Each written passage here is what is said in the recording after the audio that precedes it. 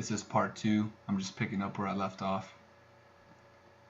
So it is recommended that you supplement a carbohydrate protein an hour before exercise and within an hour after exercise. Supplementing prior to exercise will result in longer aerobic performance and lessen feelings of fatigue. If you can, drink liquids with electrolytes every 20 to 30 minutes during exercise for insulin energy balance. If you are training for an extended time longer than 2 hours, take a carb protein supplement during a break in the middle of the exercise. This is ideal for athletes in between quarters or periods to replenish muscle damage. It's also very good for CrossFit athletes, for marathon runners, triathletes, all things that are extending longer than a few hours. You got to restore all that energy within your body through the proper nutrients. So the best type of protein to supplement has whey hydroisolate ingredients. Research has shown that whey protein has greater effects on muscle recovery and protein synthesis than soy or casein. So, if you don't take any protein after you work out, you're going to be in a catabolic state for an extended period of time. The protein synthesis process isn't going to happen, which means your muscles aren't going to bind together. They're not going to recover as quickly. Your insulin is going to be down in a degradation state. It's going to be low, right? So your energy is going to be really low, which is going to cause just a whole lot of issues with your recovery, right? I'm not going to go super in depth with it, but it's very important that even if you can't get whey hydroisolate, at least get soy or casein.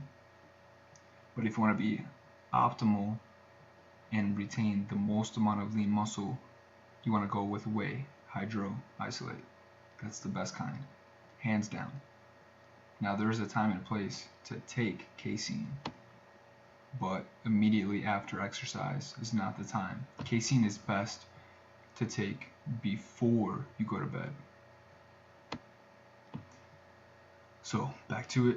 Protein synthesis is the process where biological cells generate new proteins. Amino acids assemble the proteins together and form stronger bonds, which is an essential part of the muscle growth process.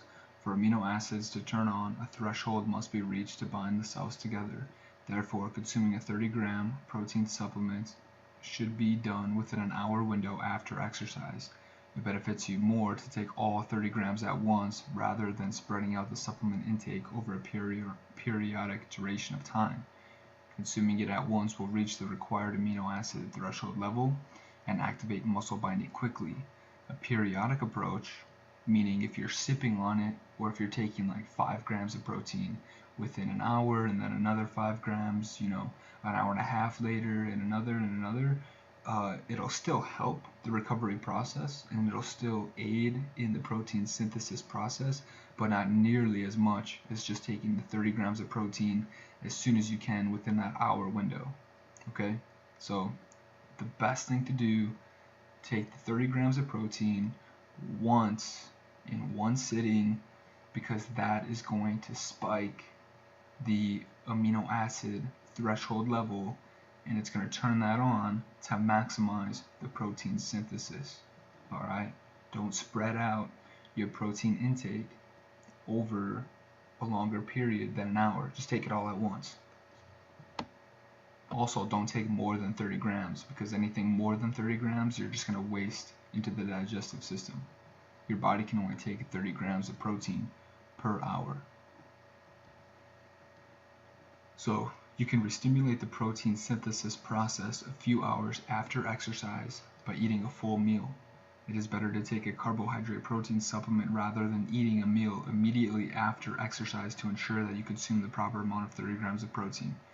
So what I mean is, it's better to take that 30 grams of protein in a shake form or just something super simple right after your workout, so that you're making sure that you get the maximum amount of protein. Sometimes when you eat a meal, you don't get all 30 grams. So you can eat a meal later on, but just take the 30 grams immediately after.